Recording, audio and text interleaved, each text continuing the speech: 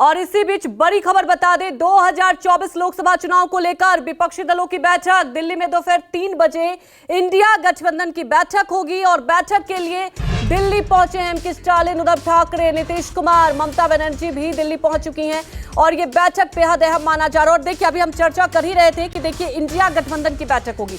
हालांकि इस गठबंधन की बात की जाए, तमाम मुद्दे हैं, सीट शेयरिंग एक बड़ा मुद्दा है, लेकिन जिस तरह से सांसदों को निलंबित किया गया है, आगे आने वाले वक्त के लिए क्या रणनीति होगी उसे लेकर भी चर्चा हो सकती है, क्योंकि सदन के बाहर भी तमाम विपक्षी दल सरकार के खिलाफ नारेबाजी कर रहे हैं।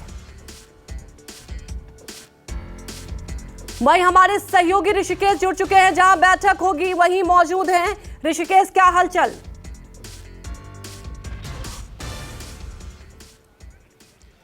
देखिए, अब से थोड़ी देर के बाद बैठक का सिलसिला शुरू हो जाएगा।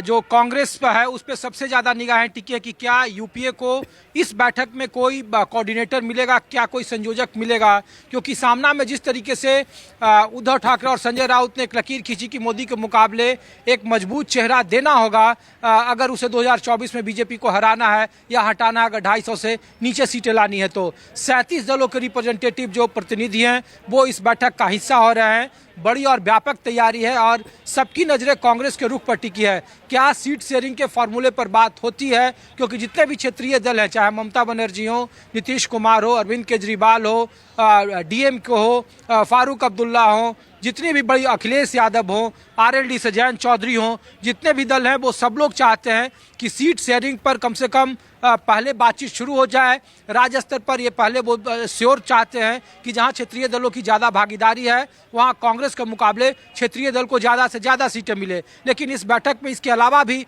बहुत सारे एजेंडा है। चूँकि माहौल बदला हुआ है, तलखी काफ़ी ज़्यादा थी समाजवादी पार्टी और कांग्रेस के बीच में, अरविंद केजरीवाल और कांग्रेस के बीच में, लेकिन जिस तरह से संसद में निलंबन की प्रक्रिया हुई है, ईडी का समन अरविंद केजरीवाल को दिया गया है और दूसरी कांग्रेस जो हार के बाद बैकफुट पर है, तो ये तमाम माहौल मुफीद एक माहौल बनाए हुए हैं। बदले हालात में गठबंधन के लिए एक अच्छा संकेत माना जा रहा है। लेकिन इस बैठक में क्या जो सामना में संपादकीय लिखा गया कि क्या चेहरा घोषित होगा, चाहे वो कोऑर्डिनेटर के तौर पर हो या फिर इंडिया गठबंधन के चेयरपर्सन को लेकर हो, कॉमन मिनिमम प्रोग्राम पर भी बात होगी।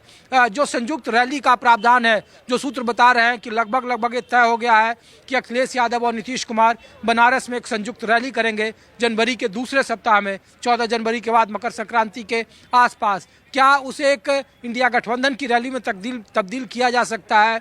ममता बनर्जी ने पहले स्पष्ट कर दिया, आज की बैठक में वो बताएंगे कि कांग्रेस को या तो उन्हें लेफ्ट के साथ जाने को चुनना होगा या फिर तृणमूल के साथ जाएंगे। ये दो चीज़ें स्पष्ट करनी होगी क्योंकि उनके पास सीटों की संख्या बेहद सीमित है। वहाँ डीएमके में स्टालिन ने स्पष्ट तौर पर कहा कि उन्हें बीजेपी को हराने के लिए किसी भी सूरत में एक साथ आना चाहिए। अरविंद केजरीवाल 13 सीटों पर दावा कर रहे हैं। जेएमएम की तरफ से हेमंत सोरेन भले नहीं आए हैं, लेकिन हर बार के मुकाबले इस बार भी वो ज़्यादा हिस्सेदारी चाहते हैं, जो 13 लोकसभा की सीटें हैं। नीतीश कुमार लगभग ये बात कह चुके हैं कि नॉर्थ इंडिया कम से कम एक कोऑर्डिनेटर होना चाहिए। जो कांग्रेस से जो क्षेत्रीय दल बात नहीं करना चाहते हैं वो किसी गैर कांग्रेस के बड़े नेता से बात करें, और उसमें नीतीश कुमार बिल्कुल फिट बैठते हैं। लेकिन कहा जा रहा है कि जोन अगर कोऑर्डिनेटर बनाया भी गया तो जो 4 जोन में बांटा जाएगा देश को, नॉर्थ, ईस्ट, साउथ और वेस्ट, उस आधार पर कोऑर्डिनेटर बनाए जाएंगे। तो ये ऐसे बहुत सारी चुनौतियां हैं। कांग्रेस के रुख पर डिपेंड करता है कि कांग्रेस किस हद तक बैकफुट पर आती है, क्योंकि सूत्र ये दावा कर रहे हैं कि 300 से 320 सीटें आसपास अपना कांग्रेस रखना चाहती है 543 लोकसभा सीट में। उत्तर प्रदेश कांग्रेस की बैठक कांग्रेस मुख्यालय में हुई, क्योंकि समाजवादी पार्टी और उत्तर प्रदेश की जो 80 लोकसभा की सीटें हैं वहाँ सबसे ज़्यादा स्टेक